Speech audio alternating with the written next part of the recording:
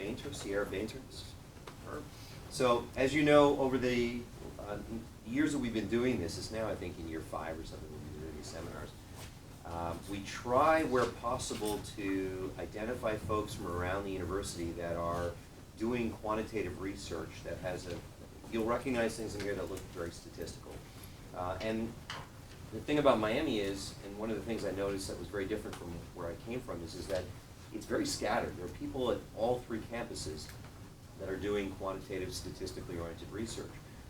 So back in the summertime, I think Sierra reached out to me to come over and say hello, and we got to meet and get a little bit of her background, which I'll tell you about in a second. And then I asked her to give a seminar because it kind of fits the mold of what we're trying to do, and hopefully she'll get a chance to work with some of our faculty, interact with some of the students. She's going to be teaching over in the psych department courses that will appeal to our students as well.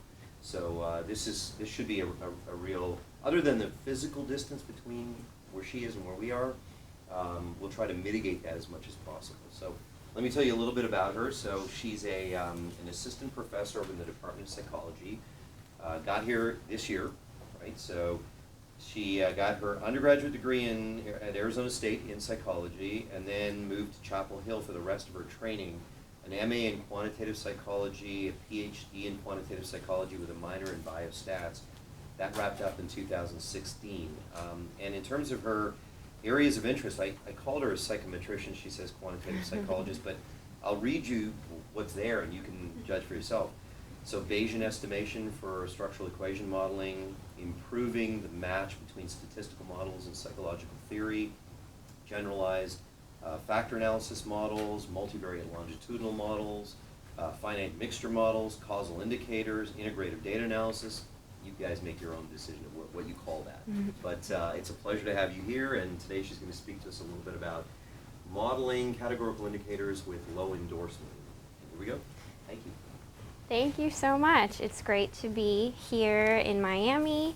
I'm in the adult division in the psychology department, but my work is methodological, so I'm very happy to speak to some more methodological folks because I'm kind of on my own over there in the psychology department, which has its upsides and its downsides. So today I'm talking about a project that is something that I think we really have in common in psychology and in a lot of public health research, is this issue of trying to deal with some rare behaviors or rare symptoms or just limited sample sizes, trying to work with predicting something with a low endorsement or low probability. So the outline for my talk, I'm going to talk about the motivation for this project, the general modeling framework I'll be working with, generalized linear factor analysis model, and that's just a general term for IRT models, factor analysis models, and it's also something that can be embedded into more comprehensive structural equation modeling framework. I'll talk about traditional and Bayesian estimation approaches for those models and give a simulation comparison.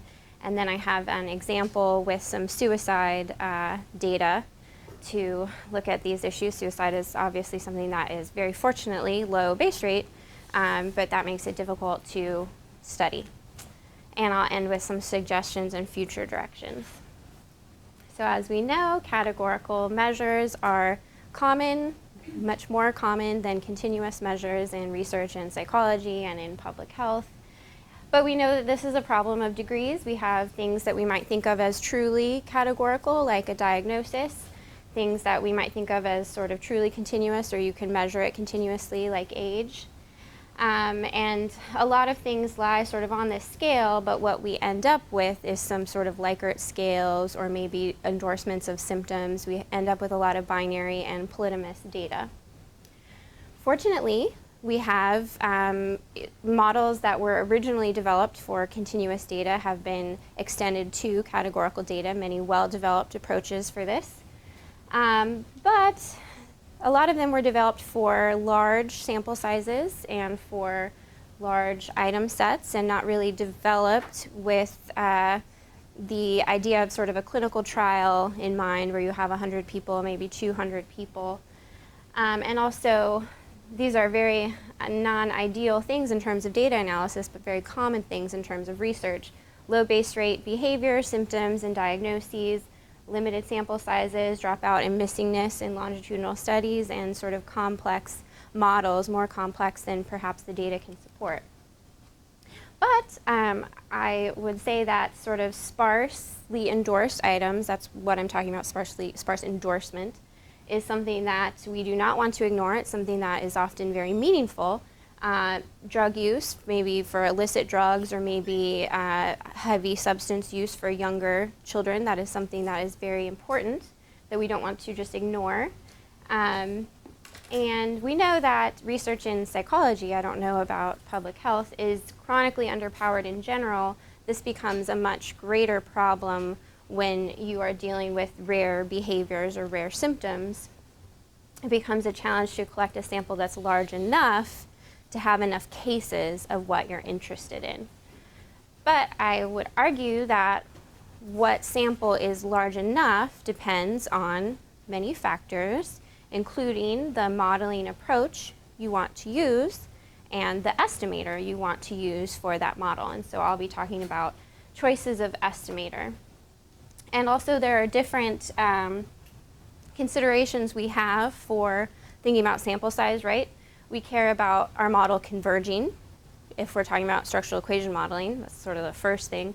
But also we want our estimates to be stable, reasonably stable, and we want to have power to detect a meaningful effect. So all of those considerations play into power. And since becoming a faculty member here, I've been fielding so many questions about sample size necessary for structural equation modeling. It's amazing how many people have just 100 cases and really want to do these sort of complex structural equation models that are supported by their theory, but perhaps not supported by their data. It's easy as a quantitative person dealing most often with simulated data to not worry about some of these problems with real data, but these are the problems with real data. And some of my background, I've had funding through the National Institute of Drug Abuse. Some of my background working with real data has been substance use data, and that's another thing that is just really, really difficult to work with. If you use M+ for any of your structural equation modeling, you will find some errors like this. The program does not have a very good bedside manner. If you try to model this type of data, you just get these really mean error messages that make you want to just quit and go home. And as I model these data, a question I often ask is, if I do get a solution, is it likely to be a useful solution? Sometimes we can get a model to converge, but we're not sure if we trust that model when our estimates are just, it just doesn't feel right. So I have been doing work on the last year and want to continue doing work in this area of this sort of borderline between the real data situations and then the ideal situation, and trying to be able to get the estimation approach to be a little bit more appropriate for some of the real data situations, although there will always be limits to what we can do. Again, and just this idea of what should researchers be doing with sparse items. The modeling, particularly I'll be talking about, item response theory, was developed for educational data, and with an educational sort of test, if a particular item had low endorsement, you could just throw it out because you had a very high item bank.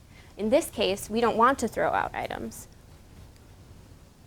So the modeling framework I'm talking about, generalized linear factor analysis, here it is in picture form. It's simply a model for dependence among a set of items. Here we have 10 items explained from some unobserved variables, some ETAs, and we can have sort of conceptual ideas about what these ETAs represent, or we could just be interested in this model to improve measurement.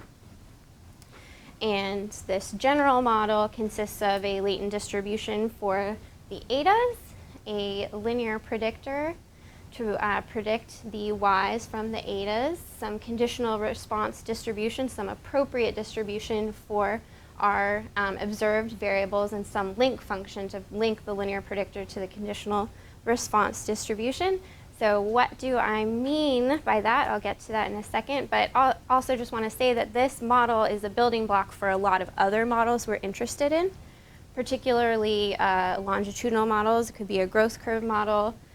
I do some work with integrative data analysis where we're interested in pooling the item level data from multiple different data sets. You can look at differential item functioning and do things to get measures on the same scale. And other more comprehensive SCMs, if you put in some predictors in here, you can have a full SCM model. But I'm dealing with this special case today. So here for continuous y, this is just a factor analysis model, if you are familiar with factor analysis. The distribution we have for our latent variables is just normal. And the linear predictor, we just have each item with an intercept and a slope. The response distribution conditioned on eta for continuous y is just normal. And then we have just a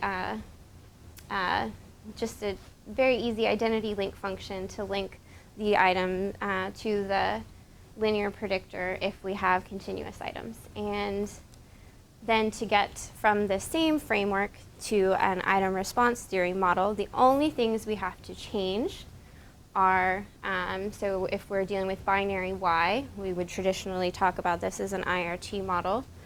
We then have to use a Bernoulli distribution to be appropriate for our y's, and then we need to use some link function because we don't want to have a linear probability for a binary predictor, so we use a logit, binary outcomes, so we use a logit link function to link the linear predictor to the response distribution. And then if you have polytomous items, you can have this be a cumulative logit.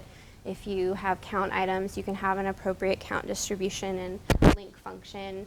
And so this logit link is just this nice curve bounded between 0 and 1, where we have something that is nonlinear in the predictor, but linear in the logit, the correct response. So that's the model I'm dealing with. How do we estimate it? Okay, so traditionally, no matter what, we have to marginalize over this distribution, particularly if we have multiple eta variables, we have to marginalize over the distribution of eta. If our items are continuous, this beautifully simplifies, and we can just use the EM algorithm and go home. If we have categorical items, we can't easily or analytically marginalize over distribution of eta, and so we have a couple of workaround approaches. The default in M+, which I don't know how common that is where you are, it's pretty common in psychology, is using some type of modified weighted least squares limited information estimator. There are all different varieties, WLSMV, diagonally weighted least squares, unweighted least squares. I'm not going to go too much into the limited information today, but I'm happy to talk more about it.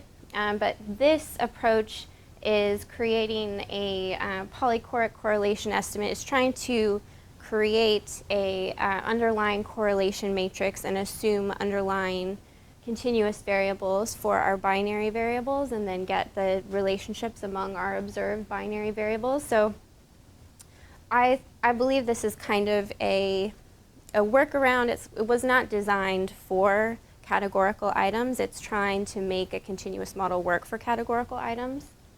The other traditional approach that I will focus on is maximum likelihood estimation, which was more common in the IRT tradition.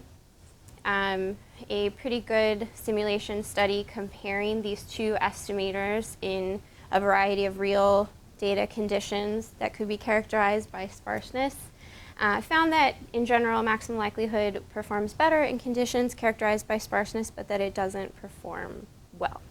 And I will demonstrate that in a little bit. And the way that the maximum likelihood works is somehow approximating this integral.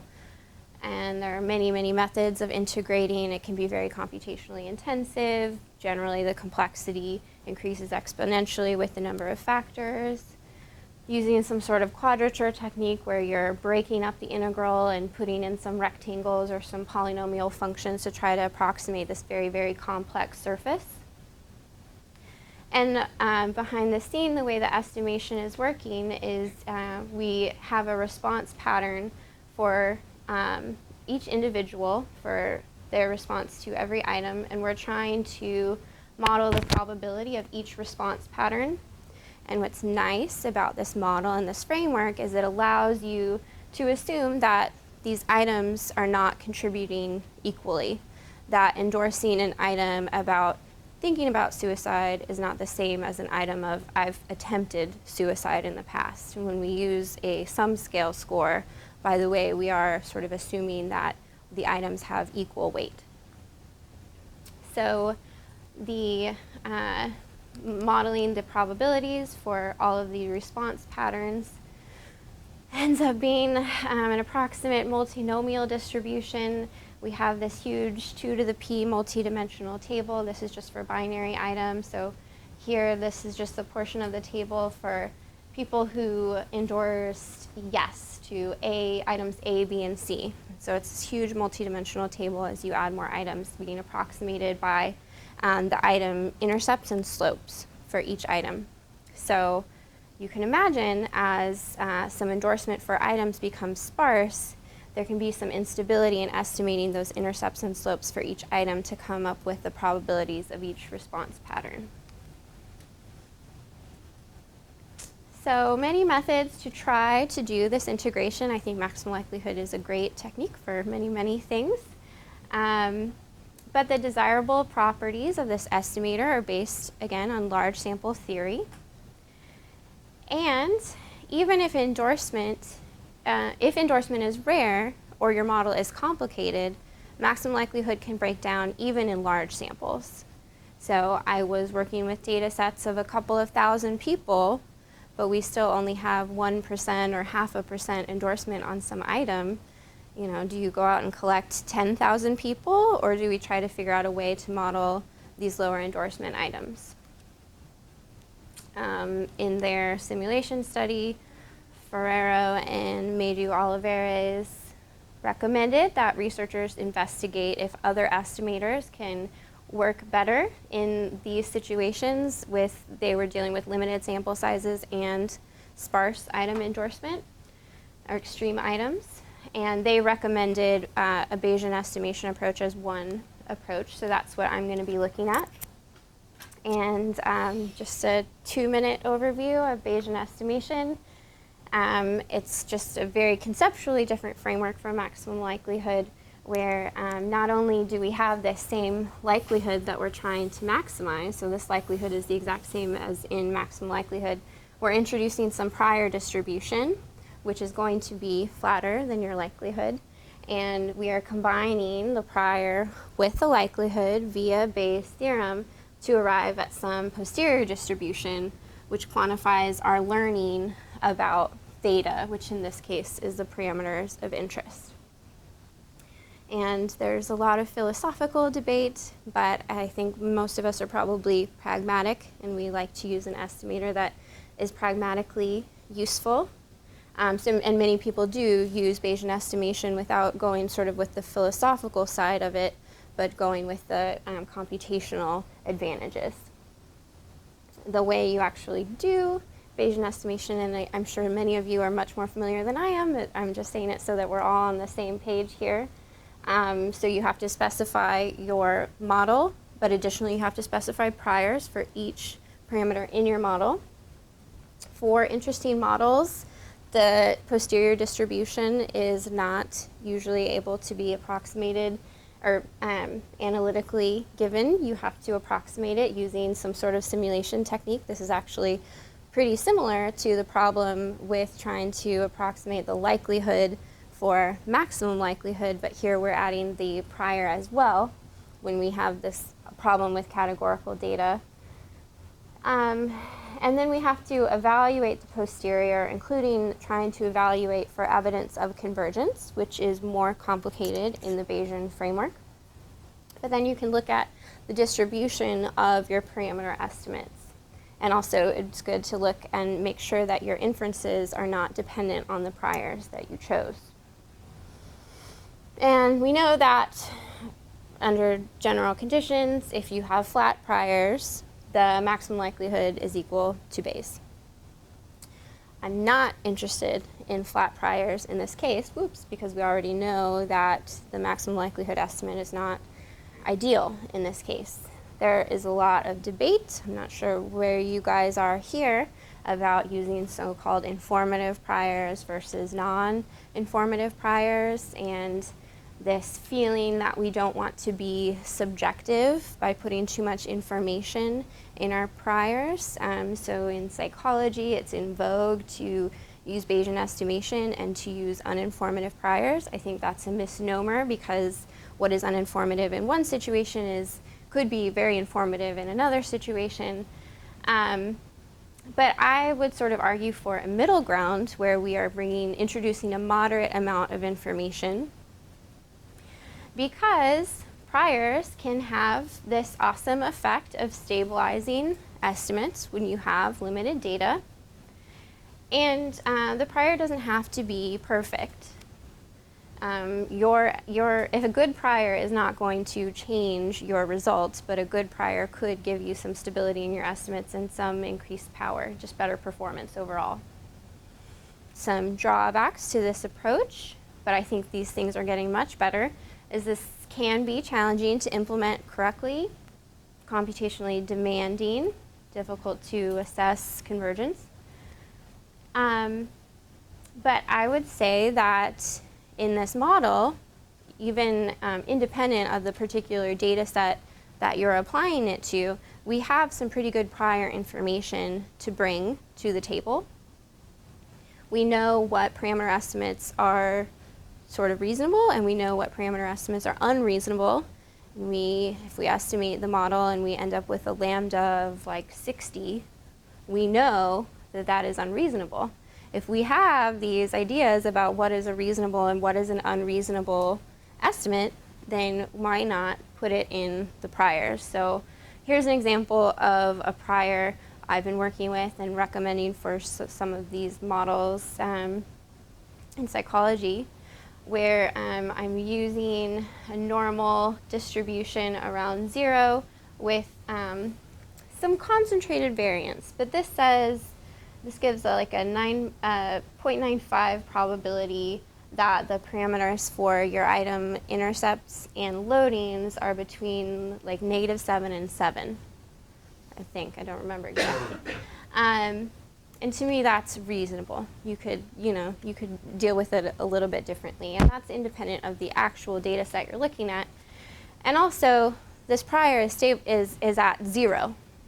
The prior is not centered on, I believe this estimate is positive and very large. This is a regularization prior, and so in many ways, I'm really talking about regularized structural equation modeling, which is the same motivation for lasso, Bayesian lasso, other things. And then we know that the correlation between factors is going to be between -1 and 1. So why not bring this information to bear in our estimation? So I'll do a very brief simulation comparison. I have 3 conditions. I'm working with the same model I've been talking about so far. 2 latent factors, 10 items. The factors are correlated 0.3. They all have a loading of 1.5. And the sample size is 500. And what I'm varying in this example is the number of sparse items. And sparseness is something that is determined by mostly, but the way I'm going to manipulate it here is by the item intercepts. So if the item intercept is at 0, we have 50-50 endorsement on an item. And if you make this item intercept more extreme, that you need a much higher level of the latent variable to endorse an item, then the item will become much more sparse. So in one condition, I have all items no sparse, so that's our baseline condition for comparison. And then in one condition, I have 4 out of 5 items sparse on one factor, no item sparse on another factor. And in my mind, I was thinking like this could be a drug use and like insomnia or something, where like the drug use is going to be sparsely endorsed, but something else is not as sparsely endorsed. But we might be interested in the correlation between those constructs.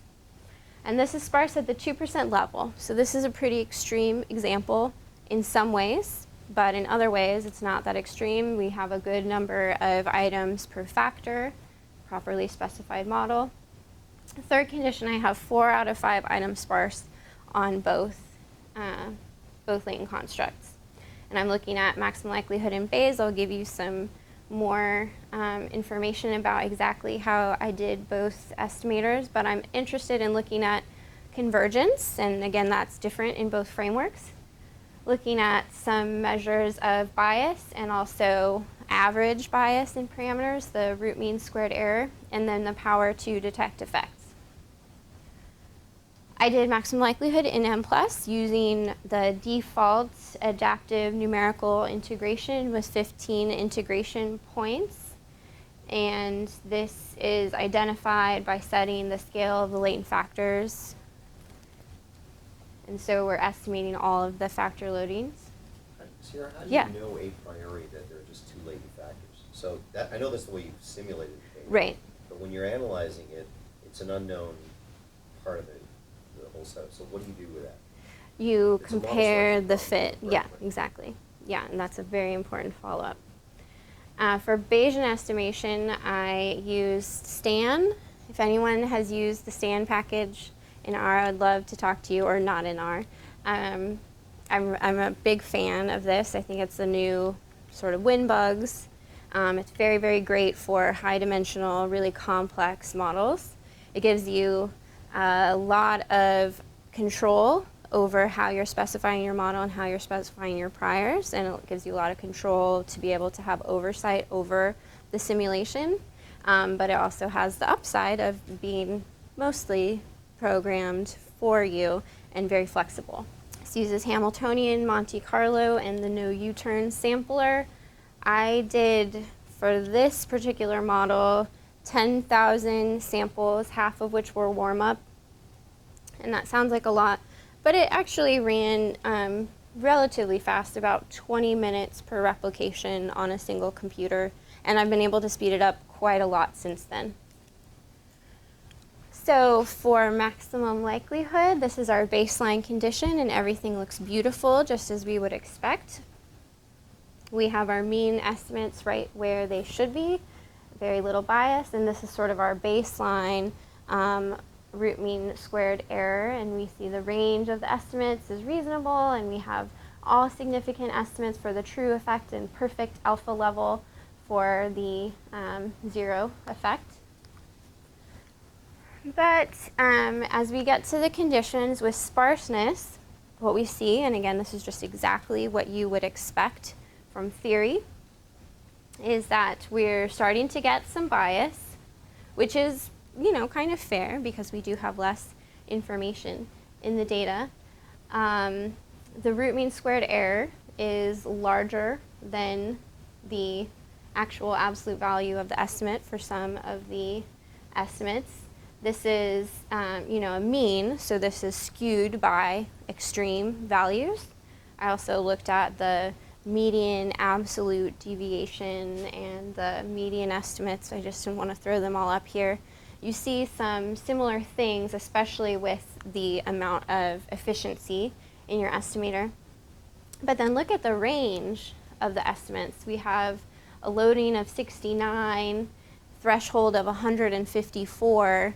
That's something that is not publishable to have results like that for a model. And then we're also losing some power. So for this correlation coefficient that we think is potentially the most important estimate, theoretically, we went from 100% to 0.8 power, or yeah, 100% to 80% power. And then half of the sparse items are not even loading significantly on the latent factor. And then, of course, it just gets worse if we have all sparse items, to negative 2,000 to almost 2,000. Anyway, it just... and what I want to say is, although those, the RMSE and bias is skewed somewhat by extreme estimates when we're dealing with this, the extreme estimates happen frequently. So in these conditions, Here R equals 489, R equals 458. This was the convergence according to the algorithm. So this is the actual convergence. So the actual convergence rate isn't terrible. You know, it's still above 90% even in this really, really bad condition. But what I would call practical convergence, and I think that this is a pretty conservative sort of set of thresholds, is saying how many replications have all of the thresholds within, or intercepts between -15 and 15 and loadings between -8 and 8. Like, those are still pretty high. And it's only 445 in this condition, or 376 in this condition. Obviously, it's worse if you're using less extreme thresholds. So there are many extreme estimates, but they happen often in these conditions.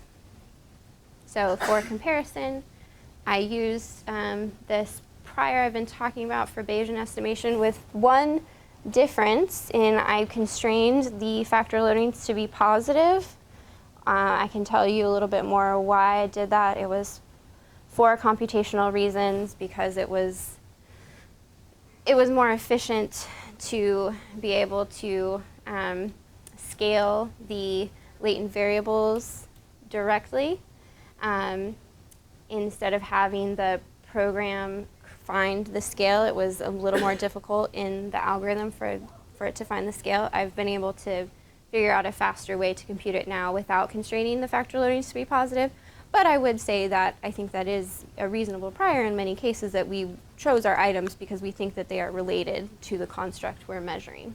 So to do that, you're doing some sort of truncated normal? Yep. And the wonderful thing about STAN is you can use any prior distribution. You don't have to worry about conjugate prior distributions at all.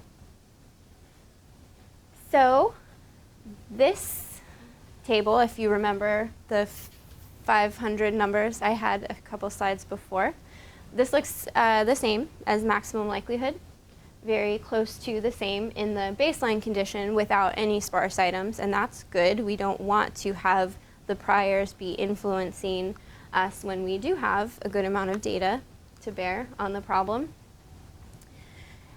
Now, when we start to have some sparseness, we are seeing much better performance using the Bayesian estimator. So still some increase in bias, of course, going from this condition to this condition. We have less information. That makes sense.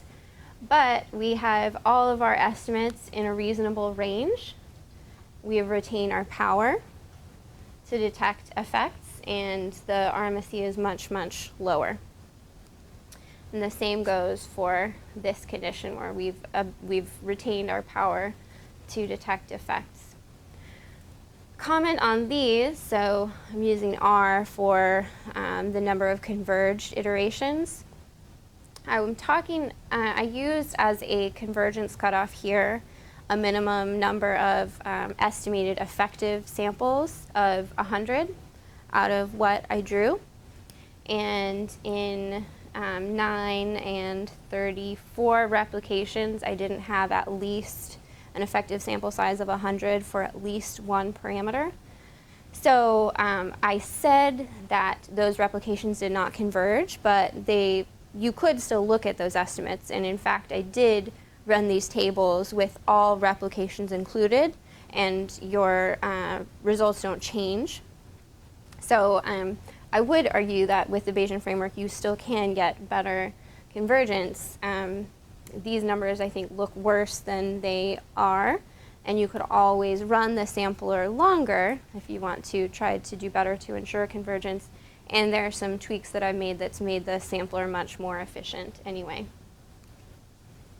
So looking at some real data, an empirical example, looking at suicide risk.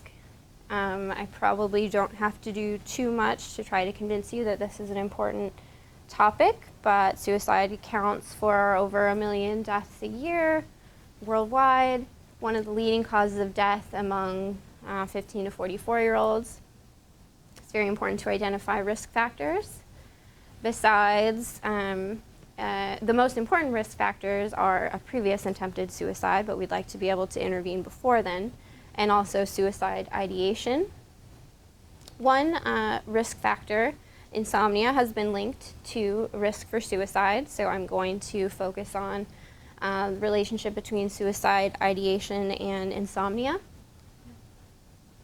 I have a sample of 457 first-year college students from FSU, and they completed a bunch of measures, among them the Insomnia Severity Index and the Beck Scale for Suicide Ideation. The ISI had 7 items. I dichotomized them from a 0-4 scale to a 0-1 scale. I know that that is not ideal, just for the sake of this example, but you could definitely retain the 0-4 scale for the ISI, and that would be preferable. The Beck scale for suicide ideation was actually 27 items, but the first 5 are sort of screener items, and there's a final one that is an item about have you ever attempted suicide in the past. I used the 5 screener items plus another one, but one of the items had only like 2 people endorsing, so I didn't use that. The items besides the screener items only had a couple of people endorsing because that was about past suicide attempts. How have you tried to commit suicide in the past? And this was, not a totally representative sample, but thank goodness we don't have that much endorsement in this sample.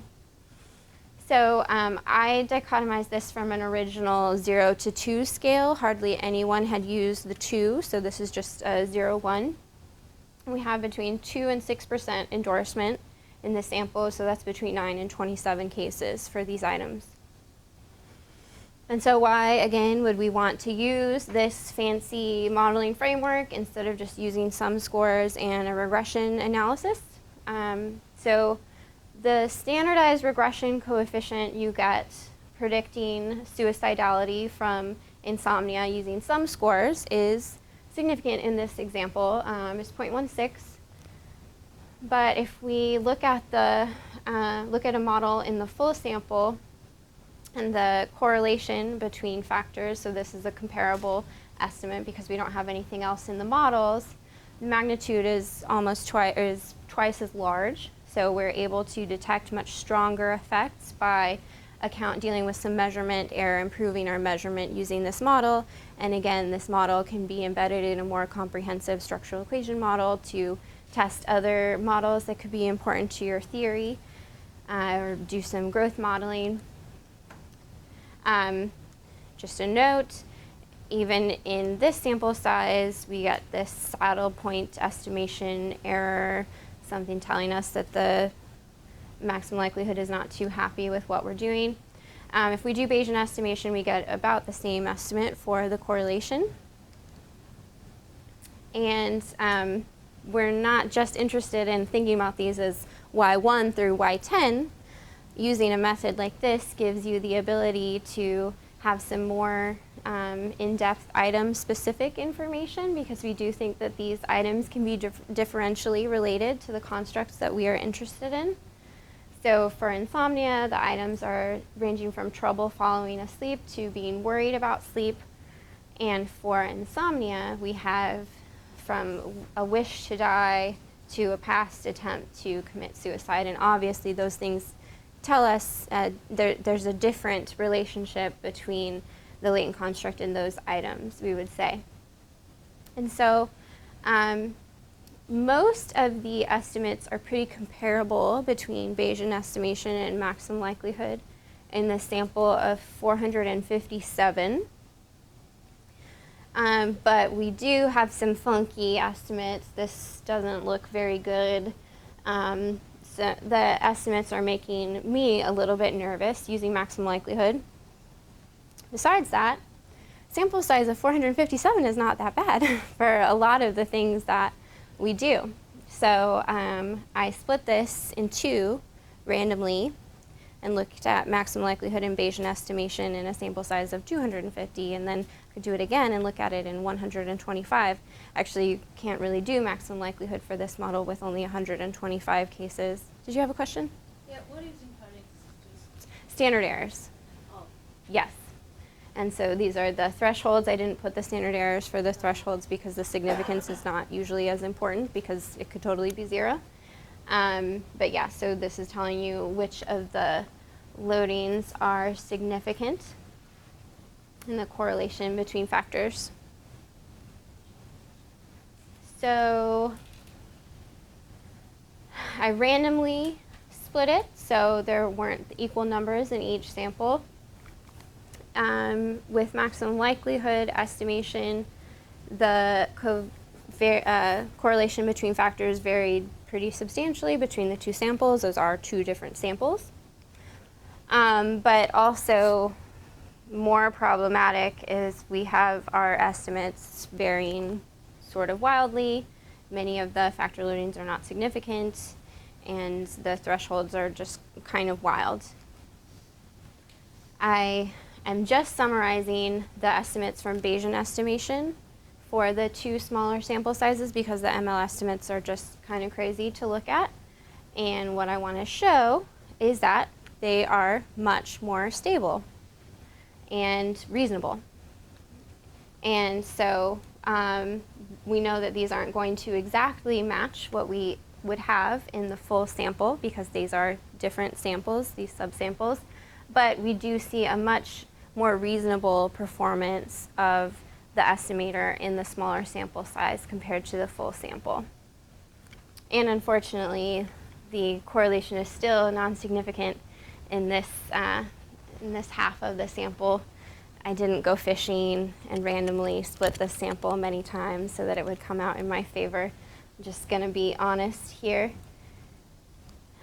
So, in conclusion, I believe that using a Bayesian estimation approach with what I'm calling these moderate, or you can call them regularization or stabilization priors, can improve estimation for models with sparse items. And it's in terms of these three considerations we were talking about for sample size in structural equation modeling, is that we are interested in parameter estimate stability. We're interested in power to detect reasonable effects. We're interested in convergence as just sort of a first step.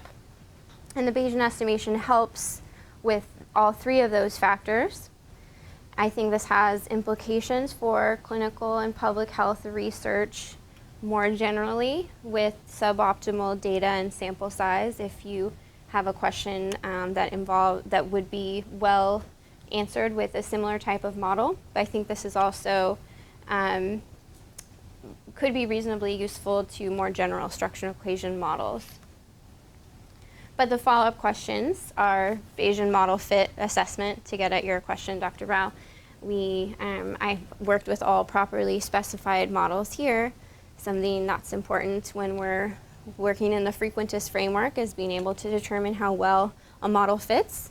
Actually, that's much more difficult to determine already using maximum likelihood than it is with the limited information estimators. Limited information estimators give you your nice fit statistics, but those aren't estimable in, for example, the example I just gave you with the suicide data.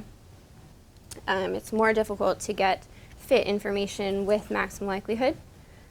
There are many tools available for Bayesian model fit assessment, and I haven't gotten too depth into studying them yet. It's something I'm very interested in, and if anyone has expertise in this area, I'd be very interested to speak more with you, particularly because I'm interested in how much using informative priors can impact our ability to detect model misspecification. Also, I have been showing this so far with binary items, and this is important to just extend to polytomous items, which brings in different issues because with polytomous items we have both more information in the items, but we also have more thresholds that we're trying to estimate. And I'm interested in this in more general SDM models dealing with small samples and real sort of clinical data. And then other interests that I wanted to put up here quickly to see if other people have similar interests are variable selection methods, particularly Bayesian variable selection methods. And then I have an interest in longitudinal data analysis looking at multivariate relationships among variables. So I want to thank particularly Drs. Timpano and Schmidt. They very generously allowed me to use their data for this example. and collaborators back at UNC, and NIDA for helping support this research, and close with a couple of minutes for questions. Thank you.